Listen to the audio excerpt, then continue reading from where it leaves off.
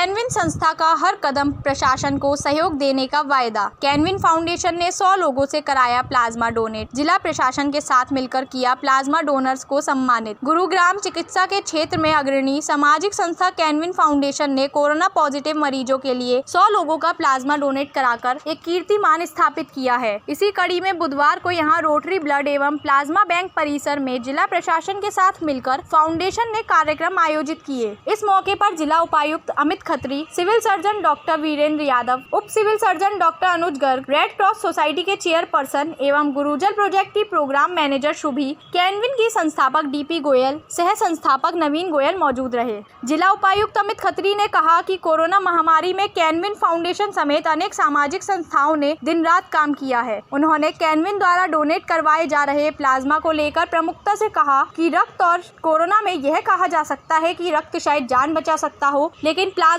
Corona संक्रमित की जान बचाता है। यहाँ प्लाज्मा बैंक बनने के बाद कैनविन लॉयंस, रोटरी क्लब समेत अनेक संस्थाएं इसमें जान डाल रही हैं और प्लाज्मा डोनेट कराए हैं। कार्यक्रम में जिला उपायुक्त व सिविल सर्जन की ओर से सबसे पहले प्लाज्मा डोनर कृष्ण मुरारी समेत कई डोनर्स को सम्मानित किया गया। Civil surgeon doctor Virendra Yadav ने कहा कि कोरोना से ठीक होने के बाद सबसे पहले और अधिक काम गुरुग्राम ने ही किए हैं। सबसे अधिक प्लाज्मा डोनेट यहीं पर हुए हैं। 4 जिलों में प्लाज्मा बैंक खुले, जिसमें गुरुग्राम में सबसे पहला प्लाज्मा डोनेट हुआ। सबसे अधिक डोनेशन भी यहीं पर हुए हैं। साथ ही उन्होंने कहा कि यह संख्या बढ़ाने की जरूरत है। उन्होंने जनता को जागरूक करते हुए कहा है कि कोरोना संक्रमित के संपर्क में आने वालों में अगर कोई लक्षण दिखाई दे तो तुरंत जांच की जरूरत है, नहीं तो फिर उन्हें अगले 5-7 दिनों में सैंपल जांच कराने की जरूरत होती है। धन्यवाद अभिजन जी। आदरणीय डीसी साहब, सीएमओ साहब, डिप्टी सीएमओ अनुज गर्ग जी, रविंदर जैन जी, मैडम शुभी जी, भाई नवीन गोयल, अभय जैन जी, मीडिया के मेरे सभी छायाकार बंधुओं और सामाजिक संस्थाओं से और वॉलेंटरली समाज को पोषित करने वाले मेरे सामाजिक सभी कार्यकर्ताओं को आज यहाँ पधारने पर मैं डीपी गोयल आप सभी का स्वागत करता हूँ और धन्यवाद करता हूँ। उन्होंने फिलहाल कोरोना की वैक्सीन, मास्क, सामाजिक दूसरों को बताया। सिविल सर्जन ने यह भी कहा कि जिला प्रशासन के पास तैयारी पूरी है। अगर मरीज बढ़ते भी हैं तो बेडों की संख्या पर्याप्त है। हालांकि अब तक 20,000 कोरोना के केसों में से मात्र 5% ही अस्पतालों में भर्ती हो पाए हैं। कैनविन का उद्देश्य जन जन को स्वस्थ रखना। डीपी गोयल। कार्यक्रम में कैनविन फाउंडेशन के संस्थापक डीपी गोयल ने संस्था की स्थापना का उद्देश्य बताने के साथ कैनविन द्वारा अब तक किए गए कार्यों का जिला प्रशासन, स्वास्थ्य विभाग के समक्ष विस्तार से ब्यौरा दिया। साथ ही उन्होंने कहा कि चिकित्सा के क्षेत्र में संस्था आम आदमी के 5 सितारे अस्पतालों के भारी भरकम बिलों में छूट दिलाने का लगातार काम कर रही है। अभी का भी जो हमारा अनलॉक ऑर्डर है, ऑल्दो वो रिवाइज होएगा आपके अक्टूबर माह में, तो उसमें और ज़्यादा वैसे स्पेसिफिक्स रहेंगे, परंतु अगर ब्रॉड उसमें एक एस्पेक्ट्स देखें तो वो सेम बात रहती है। अभी भी जब धार्मिक संस्थान खुलने की अनुमति दी गई थी तो उसमें कई विभिन्न प्रकार की शर्तें थी, कई नियम थे, प्रॉपर SOPs थे। तो ये हमेशा एक, मैं मानता हूँ, एक बैलेंस करने की बात है, कई चीज़ों को साथ लेके चलने की। आप आउटराइटली ना किसी चीज़ को बैन कर सकते हो, क्योंकि उसमें लोगों की भी एक आस्था है, लोगों का भी एक विश्वास है, और ना ही आप उसको एकदम खुली छूट दे सकते हो। तो हर एक चीज़ में विद चेक्स एंड बैलेंसेस, और साथ साथ नागरिक खुद से भी उतना ही अगर एक तरह से सजग होकर चलेंगे तो मैं नहीं मानता कि किसी भी, चाहे कोई त्यौहार की बात हो या फिर कोई, अगर हम राष्ट्रीय पर्व भी हमने बिल्कुल बखूबी SOP से उसको फॉलो करके हुए सेलिब्रेट किया है, तो आई एम श्योर हम उसको भी कर पाएंगे। बाकी और डिटेल्स आपको आने वाले अनलॉक ऑर्डर में ही मिल जाएंगे। साथ के साथ करते हैं। जो एसिम्टोमेटिक कॉन्टैक्ट हैं उनको 5th to 7th पे जो ICMR की गाइडलाइंस हैं, बिकॉज यूजुअली क्या होता है, ICMR ने गाइडलाइंस इसलिए करी है, आप लोगों के माध्यम से भी मैं लोगों को बताना चाहूँगा कि वो जो एसिम्टोमेटिक होता है या close contact, high risk close contact नहीं होता, अगर हम उनका इमीडिएटली टेस्ट कर देते हैं तो इट कम्स नेगेटिव, जबकि वो 5वें से 7वें दिन पॉजिटिव हो सकता है। तो हमारे लिए वो ज़्यादा ज़रूरी है। इसलिए मैं बार बार लोगों से रिक्वेस्ट भी करता हूँ और आपके माध्यम से भी कहूँगा कि हाई रिस्क क्लोज कॉन्टैक्ट के अलावा यदि हमारी हेल्थ की सर्वे की टीम उनको कहती है कि आपका टेस्ट 5th या 7th डे होगा तो कृपया उसमें हमारा सहयोग दें। और जैसा अभी आपने सवाल भी पूछा और सर ने भी बताया और वेरियस जो हाईएस्ट लेवल पॉसिबल मीटिंग्स में भी थी, और आने वाले टाइम के लिए भी प्रिपरेशन में भी सिर्फ यही बात कही थी कि मास्क प्लीज़, बल्कि इसको एक जन आंदोलन के तौर पर चलाने की आवश्यकता है आज की डेट में। शायद हमें संभवतः वो एक मीटिंग में सब चल रहा था तो वो हम we were laughing at that, वो डायलॉग से बोला जाएगा कि मास्क ही मास्क तो कुछ इस किस्म का कोई जन आंदोलन या कुछ हमें चलाना पड़ेगा, क्योंकि आज की डेट में तो वैक्सीन मास्क ही है। डॉक्टर साहब, एक मैं देखा था कि शुरुआती दिनों में इतने ज़्यादा लोग हैं, 14 ऐसे लोग हैं, 14 जिन्होंने 2 टाइम्स डोनेट किया है, 3 बार या 4 बार डोनेट करने वाले भी एक लोग हैं। 2 महिलाएं हैं, एक डॉक्टर रितिका और एक मिस शिवानी, जिन्होंने इसमें डोनेशन दी है, जो फीमेल से, क्योंकि वो क्राइटेरिया डिफरेंट होता है। तो 2 ऐसी महिलाएं भी आगे आई हैं। अगर अच्छा रहता जो दोनों यहाँ होते और सम्मानित किए जाते तो, लेकिन संभव तो बिज़ी हैं इस वजह से। लेकिन अंत में एक छोटी सी बात मैं जो कहना चाहूँगा, शायद बहुत से लोग अभी इस बात के लिए ज़्यादा अवेयर नहीं है। बाकी प्लाज्मा डोनेशन के लिए तो जो अवेलेबिलिटी वाला इशू है वो मलिक साहब को शायद जो है एक्सपीरियंस रहा होगा, लेकिन एवरीबडी इज़ अवेयर, क्योंकि ये fixed moderate to severe disease में ही दिया जाता है, हॉस्पिटलाइज पेशेंट्स में दिया जाता है। तो ऑल हॉस्पिटल्स आर अवेयर कि प्लाज्मा कहाँ से मिलता है और किस प्रोसेस क्या है। लेकिन 18,000 रिकवर हुए हैं, तो अभी भी हमें बहुत दूर जाना है, बहुत आगे जाना है। हमारी एक कोशिश ये रहेगी कि किसी भी टाइम 50 से लेके 100 के बीच में अगर कभी एक प्लाज्मा का पूल हमेशा अवेलेबल रहे, ताकि 24/7 या कभी किसी किस्म की भी इमरजेंसी हो, किसी को अवेलेबिलिटी का कोई इश्यू ना आए। तो आप सबके माध्यम से यही मैं रिक्वेस्ट करना चाहूँगा हम जनता से, और भी हम इसमें भी कोशिश करेंगे, या सोशल मीडिया या अन्य चैनल्स के माध्यम से या प्रिंट मीडिया के माध्यम से, कि लोग प्लाज्मा डोनेशन के लिए और आगे आएँ, क्योंकि 18 से 20 हज़ार लोग हमारे पास ऑलरेडी हैं जो कोविड हैं। अगर उनमें से अगर हम मान के चलें क्वालिटेटिव एंटीबॉडी का भी टेस्ट किया जाए तो मेजॉरिटी 10,000 तक डोनेशन हमारे पास अवेलेबल हो सकती है, अगर लोगों को आगे आने की ज़रूरत है। तो इस पर हम पूरी कोशिश करेंगे ताकि एक 100+ जो एक टारगेट है तो प्लाज्मा पूल हमेशा अवेलेबल रहे, और किसी भी ग्रुप के किसी की अगर प्लाज्मा की रिक्वायरमेंट है तो वो पूरी की जा सके। Thank you.